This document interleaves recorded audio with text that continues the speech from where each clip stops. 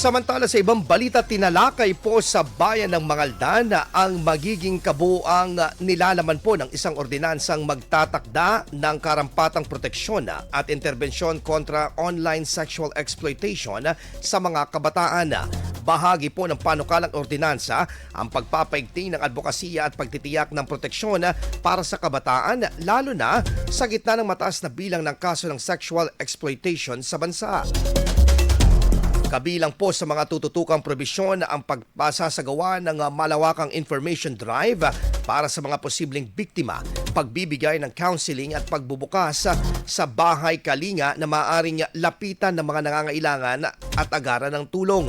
Tiniyak naman po ng mga opisyal ng lokal na pamahalaan na kanilang bibilisan ang pagsasaayos ng mga suwestyon at idea, gayon din ang pakikipag-ugnayan sa kapulisan upang agad na maipatupad ng ordinansa at mapangalaga ng kapakanan ng mga kabataan sa nasabing bayan.